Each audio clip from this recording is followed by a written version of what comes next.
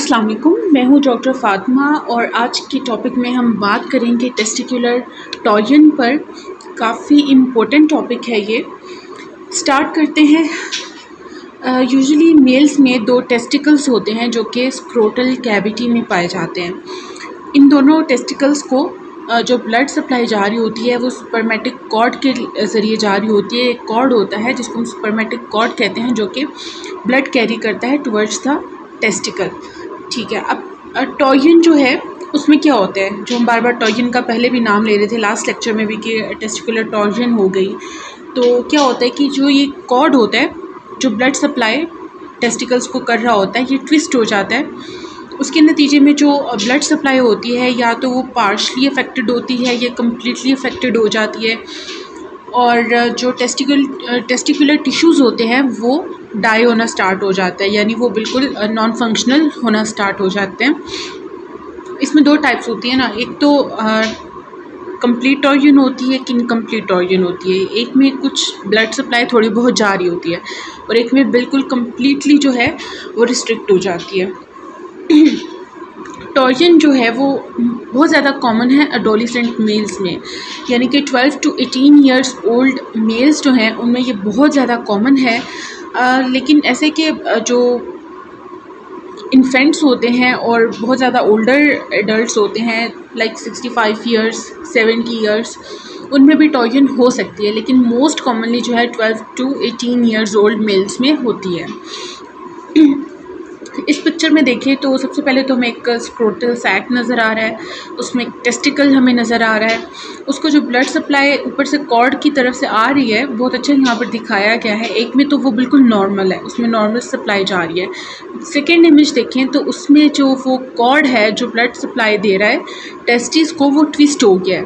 वो twisted cord जो है वो यहाँ पर बहुत अच्छा नज़र आ रहा है, ट्विस्टेड हो गया। ब्लड सप्लाई जो है कम हो गई या बिल्कुल ख़त्म हो गई। जो टेस्टिकुलर टिश्यूज़ हैं वो ऐसे ऐसे नॉन फंक्शनल होना स्टार्ट हो गए और पेशेंट जो है वो सिवियर एक्यूट पेन के साथ आएगा, स्वेलिंग के साथ आएगा। उसको डायग्नोस करना है और ट्रीट करना है। नेक्स्ट इमेज है, इसमें भी एक जो पिक्चर है उसमें एक नॉर्मल एनाटमी दिखाई गई है, एपिडिडिमस को दिखाया गया है और स्पर्मेटिक कॉर्ड दिखाया गया है।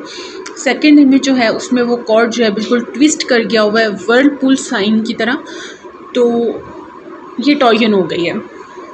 इसको हम टेस्टिकुलर टॉयन कहते हैं बेसिकली।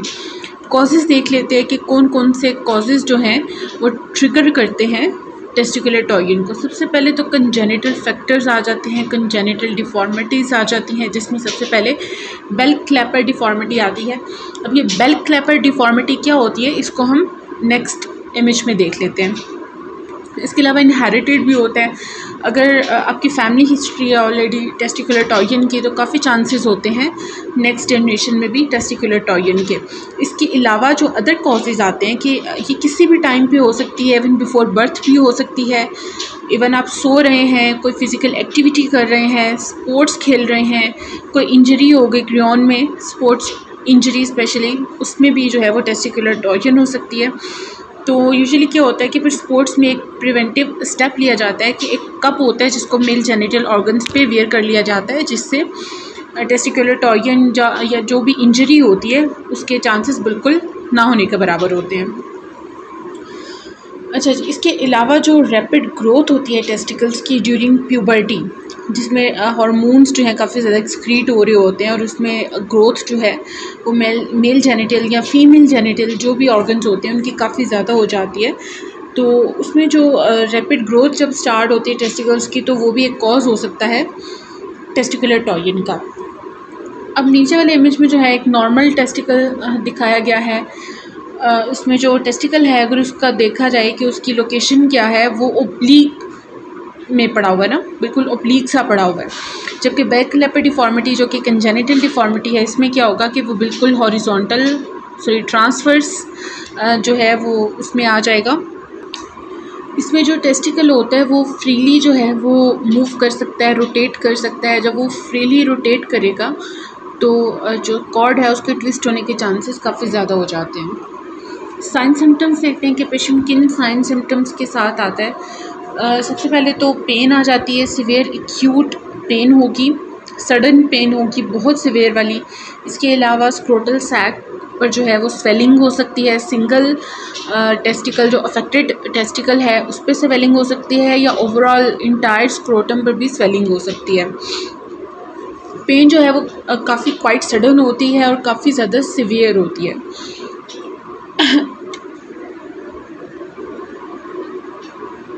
इसके अलावा डिजीनेस है, nausea, vomiting, lumps in the scrotal sac और इवन सीमन में ब्लड भी आ सकता है।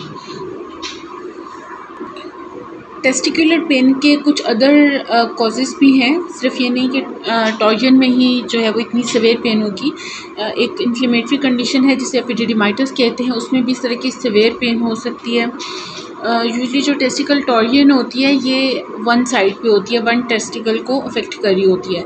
बाइलेटरल टॉर्जन जो होती है दोनों टेस्टिस की, वो बहुत ज़्यादा एक्सट्रीमली रेयर कंडीशन है, मोस्टली वो नहीं होती। अच्छा जी, टेस्टिकुलर टॉर्जन को डायग्नोज कैसे किया जाए? जो सबसे मेन पॉइंट आता है कि आपने उसकी, पेशेंट आपके पास आया, क्लिनिकल साइन सिम्टम्स आपने उसके देख लिए कि वो एक्यूट पेन के साथ है, सिवियर पेन है, स्वेलिंग है स्क्रोटम पर। उसके बाद आपने डायग्नोज कैसे करना है? सबसे पहले यूरिन टेस्ट करवाएंगे इन्फेक्शन को देखने के लिए। उसके बाद फिज़िकल एग्जामिनेशन होगा जिसमें जो है वो उसको स्वेलिंग वगैरह देखेंगे, रेडनेस देखेंगे, टेंडरनेस देखेंगे। उसके बाद हम इमेजिंग करेंगे स्क्रोटम की, जिसमें प्राइमरी जो मोडालिटी है वो अल्ट्रासाउंड आती है। फिज़िकल एग्जामिनेशन में डॉक्टर जो है सबसे पहले स्वेलिंग को देखेगा कि स्क्रोटल सैक पर स्वेलिंग है कि नहीं। इसके बाद जो इनर थाई होता है उस पर पिंच करेगा। यूजुअली क्या होता है कि इनर थाई पे पिंच करने से जो टेस्टिकल है वो कॉन्ट्रैक्ट कर जाता है, लेकिन अगर टेस्टिकुलर टॉर्जन होगी तो उसमें वो रिफ्लेक्स बिल्कुल डिसअपीयर हो जाएगा, ख़त्म हो जाएगा, जो टेस्टिकल है वो कॉन्ट्रैक्ट नहीं करेगा। उसके बाद जो है वो हम अल्ट्रासाउंड की तरफ आएंगे, उसमें हम ब्लड फ्लो देखेंगे और भी काफ़ी सारी चीज़ें होती हैं। टेस्टिकुलर साइज़ हो गया, उसका इको टेक्सचर हो गया, ब्लड फ्लो वगैरह, ये सारी चीज़ें देखेंगे। अगर तो फ्लो जो है वो नॉर्मल से कम आ रहा है या बिल्कुल भी नहीं है तो उसमें टॉर्जन डेफिनेटली हो सकती है।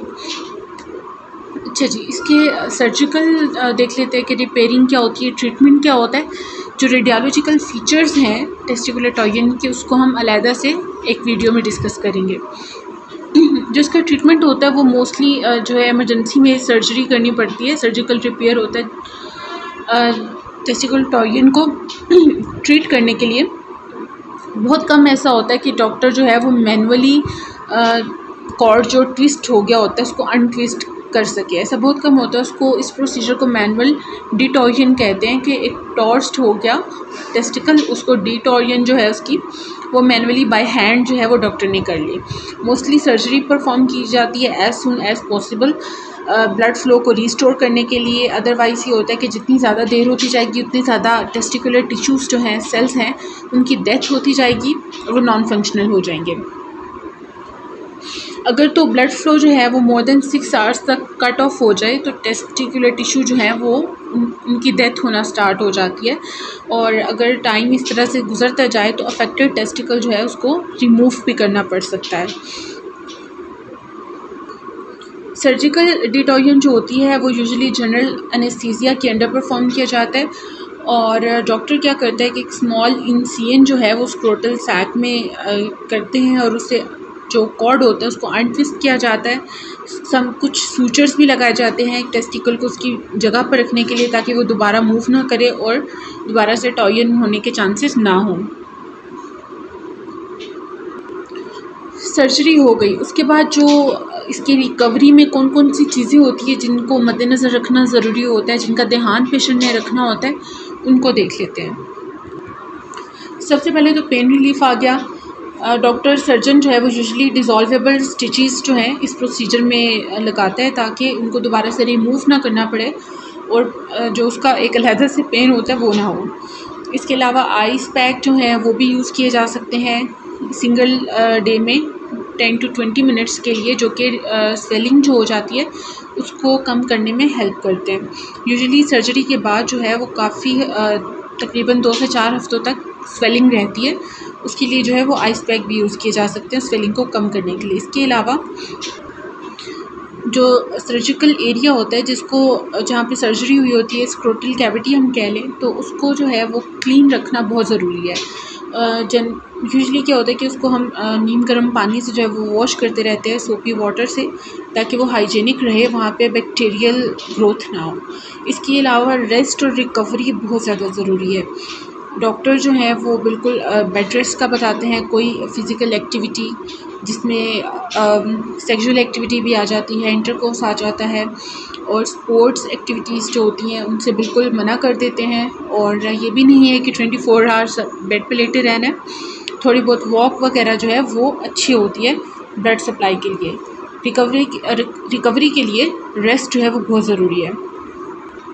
अच्छा जी, अब कॉम्प्लिकेशंस को देख लेते हैं कि टेस्टिकुलर टॉयन के साथ अगर तो सर्जरी में देर हो जाती है या सर्जरी के बाद कौन कौन सी कॉम्प्लिकेशंस जो हैं वो कॉमन है। इन्फेक्शन हो सकता है, अगर तो डेड या सिवियरली डैमेज्ड टेस्टिकल को रिमूव नहीं किया गया तो वहाँ पे गैंग्रीन की ग्रोथ हो सकती है। गैंग्रीन जो है वो लाइफ थ्रेटनिंग इन्फेक्शन है जो कि रैपिडली स्प्रेड हो सकता है, इवन थ्रू द बॉडी जो है वो स्प्रेड कर सकता है। इसके अलावा अगर तो डैमेज जो है वो दोनों टेस्टिस का हुआ है तो उसमें इनफर्टिलिटी भी हो सकती है। अगर तो सिंगल टेस्टिस जो है वो अफेक्टेड हुई है टेस्टिकल तो उसमें इनफर्टिलिटी नहीं होती, लेकिन अगर दोनों टेस्टिकल्स इफ़ेक्ट हुए हैं तो उसमें इनफर्टिलिटी कॉज हो सकती है। इसके अलावा कॉस्मेटिक डिफॉर्मिटी आ जाती है, जैसा कि अगर सिंपल एग्जांपल दी जाए तो फीमेल्स में जब सिंगल ब्रेस्ट रिमूवल होता है या बायलेटरल होता है तो उसमें जो है वो काफ़ी ज़्यादा इमोशनल अपसेट आ जाता है कि वो पेशेंट काफ़ी इमोशनली अपसेट हो जाती हैं। तो इसी तरह मेल्स में भी जब अगर सिंगल टेस्टिकल को रिमूव किया जाए या बायलेटरल रिमूव किए जाएँ तो उसमें इमोशनल अपसेट पेशेंट हो जाता है, तो उसके लिए जो है वो यहाँ पर टेस्टिकुलर प्रोस्थेसिस यूज़ किए जाते हैं। इसके अलावा एट्रोफी भी हो सकती है, अगर तो टेस्टिकुलर टॉयन को ट्रीट ना किया जाए तो जो अफेक्टेड टेस्टिकल है वो साइज़ में बिल्कुल श्रिंक होना स्टार्ट हो जाएगा और बिल्कुल एट्रोफिक हो जाएगा। उसके बाद वो नॉन फंक्शनल हो जाता है, वो स्पर्म्स प्रोड्यूस नहीं कर सकता। अगर टेस्टिकुलर टॉयन को ट्रीट नहीं किया जाता, काफ़ी घंटे गुजर गए हैं, तो उसके बाद टेस्टिकुलर टिश्यू की डेथ होना स्टार्ट हो जाएगी, सिवियरली डैमेज्ड हो जाएगा, उसको रिमूव करना पड़ेगा। अफेक्टेड टेस्टिकल जो है उसको यूजुअली हम सेव कर सकते हैं अगर तो 4 to 6 आवर्स की विंडो में पेशेंट को ट्रीट कर दिया जाए। 12 आवर्स का जो पीरियड होता है उसमें 50% चांसेस होते हैं कि टेस्टिकल जो है वो सेव हो सकता है, और 24 आवर्स के बाद जो है वो टेस्टिकल को सेव करने के जो चांसेस हैं वो 10% पे चले जाते हैं, यानी कि बहुत कम हो जाते हैं। ये हमारा आज का टॉपिक था जिसको हमने डिस्कस कर लिया आई गेस जी। इसके बाद रेडियोग्राफिक फ़ीचर्स हैं, अल्ट्रासोनोग्राफिक फ़ीचर्स हैं जिनको हम नेक्स्ट वीडियो में डिस्कस करेंगे। अल्लाह हाफ़िज़।